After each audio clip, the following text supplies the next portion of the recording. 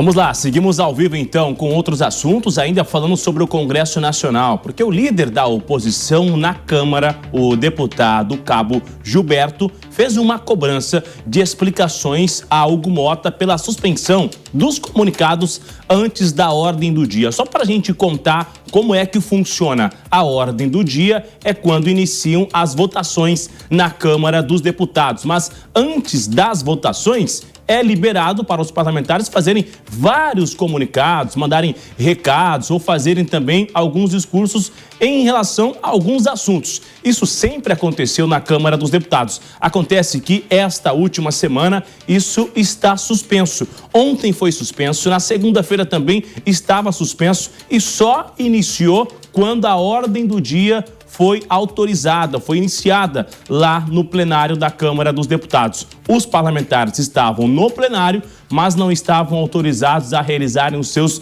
discursos. Isso incomodou muito os aliados da oposição e também os nomes da ala do governo, porque não souberam explicar o que estava acontecendo. Quando a ordem do dia iniciou, eu estava dentro do plenário. Inclusive, a resposta e a justificativa à oposição foi que esta semana estava acontecendo a instalação das comissões e que após o feriado de carnaval, isso já será retomado. Mas o que eu ouvi de outro lado, tanto da ala do governo quanto da oposição, que foi uma ação que o Hugo Motta resolveu aplicar para evitar um desgaste de imagem, um desgaste de recados serem enviados tanto da ala governista quanto da oposição dentro do plenário, usando a Câmara dos Deputados, repercussão com as mídias oficiais da Câmara dos Deputados e um desgaste de imagem com vários discursos. E aí, isso está suspenso.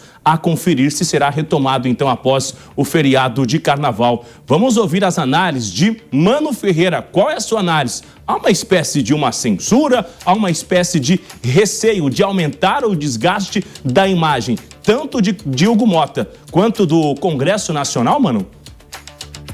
Há um receio, Bruno, porque todo mundo sabe como pegou mal aquele aumento de salários e privilégios para a elite do funcionalismo da Câmara dos Deputados. Dessa forma, em ano eleitoral, Hugo Motta tenta bloquear a possibilidade de discursos que aumentem o desgaste contra a própria imagem, de um modo a tentar fazer com que o custo de aumentar ou de fazer a defesa corporativa de privilégios seja diminuído. Em outras palavras, tentam dar privilégios e benefícios com o dinheiro do pagador de impostos e do cidadão e depois criar um escudo para diminuir a exposição da criação desses privilégios diante do cidadão. Querem fazer a farra sem serem cobrados pela farra que promovem. Jesualdo Almeida, qual a saída, então, para que realmente essa discussão seja normalizada, seja encerrada? É curioso, né? Todos sempre falam de liberdade de manifestação de opinião, de manifestação de pensamento, todos pregam esse tipo de liberdade e geralmente aquele que está no poder no primeiro momento que é criticado tende a censurá-lo por meios dos mais diversos possíveis. Os breves comunicados são uma forma de manifestação do parlamentar e não podem ser cerceados, ainda que sejam críticas ao presidente Hugo Motta. Hugo Motta, que sabidamente é alguém que não trabalha bem com a crítica, precisa entender e compreender que o seu cargo é exatamente por conta disso, para ser alvo de críticas, alvo de sugestões, eventualmente de elogios, mas sim, de cobranças. E essas cobranças podem ser feitas pelos canais mais amplos possíveis. Isso é a democracia.